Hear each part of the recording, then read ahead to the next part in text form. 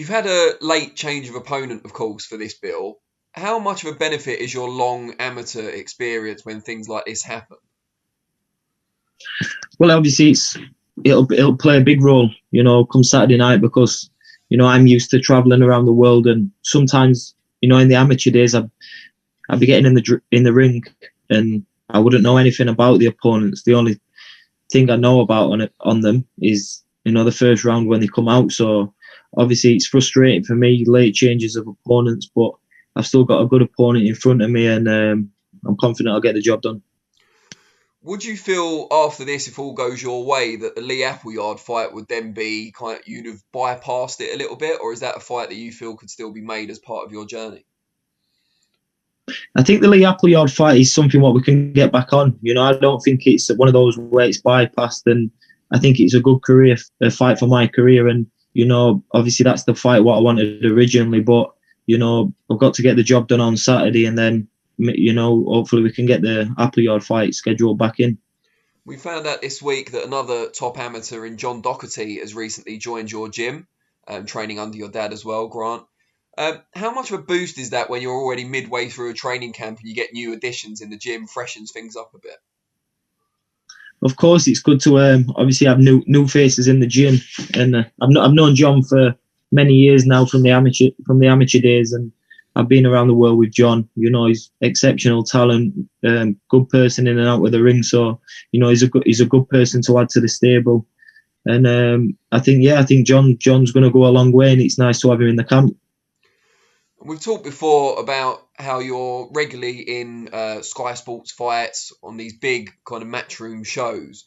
What do you think's the key to that continuing? Do you feel any, not pressure so much, but incentive to go out and put on a show rather than just get the win? I think any sports person, on a high pedestal like we are, you've got to accept the pressure what comes with it, because you're going to be in fights where there's going to be doubters around you, saying, is it too early? Is it this? Is it that? But we're in a sport where there's going to be a lot of pressure on us, and it's just how we deal with it. Brilliant. Well, best of luck on Saturday night. I look forward to it. Appreciate that, Danny. Thank you. Cheers, mate. Thanks, Danny. If you go to Andy next, please. Hi, Dalton. How you doing? Andy, you all right? Yeah, I'm good, mate. I'm good. Obviously, we only spoke a few days ago, but between now and then and the official announcement of Ishmael Ellis, have you looked into him a bit more? And if so, what can you kind of take away from the fights of his career so far? To be honest, I've only seen little clips of him, of Ishmael, and he's got a winning record, 11-2. So he's a winning fighter. He's a game opponent. So I've still got a tough opposition in front of me on Saturday, so I'm still in a risky fight, in a tough fight, so I'm looking forward to it.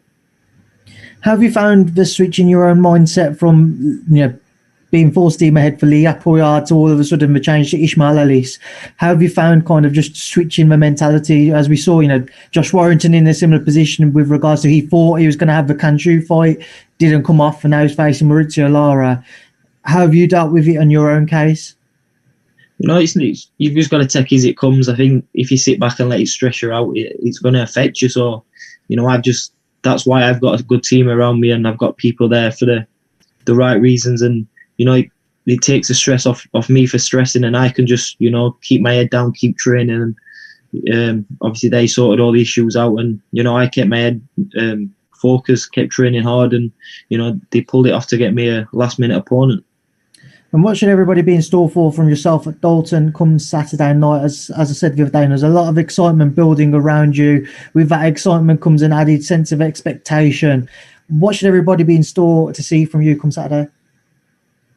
I just turn up, and I want to perform. I want to show my class, and it's up to me. I work hard, so I've just got to put it all in there in the ring, and I want to perform and show my class every time I step in the ring. Right, Dalton, that's the last one from me, so appreciate that. I'll speak to you rather after the fight. Yeah, appreciate that, Andy. Thank you. Cheers. See ya.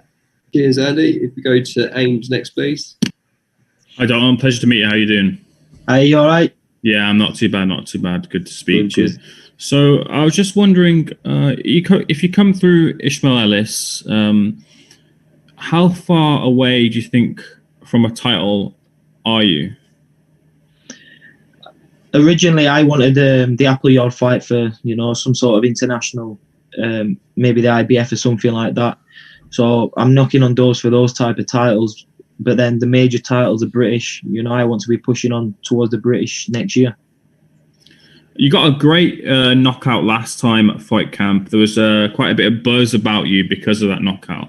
Are you looking to? Well, first of all, what was your reaction to that buzz? Obviously, I want to perform and I want to pull shots out of wherever it came from, like that. So, it was a great shot. It's just good for the show reel, but at the end of the day, I just can't believe all the hype. I've just got to prove myself, and I've got to keep doing that. Obviously, it's good to get the knockouts like that, but I'm still early days in my career. My opponents are going to get much harder.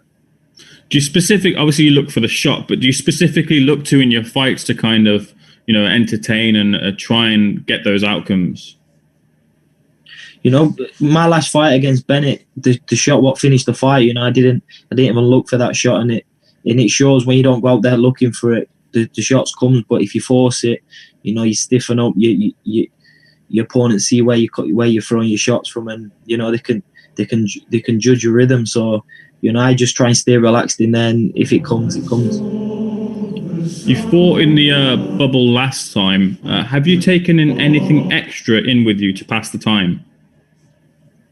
No, I'm taking my PlayStation down, taking a few little things. So, it's about, at the end, I've just got a job to focus on, and that's Saturday night. And, last time, the time passed. It wasn't too bad.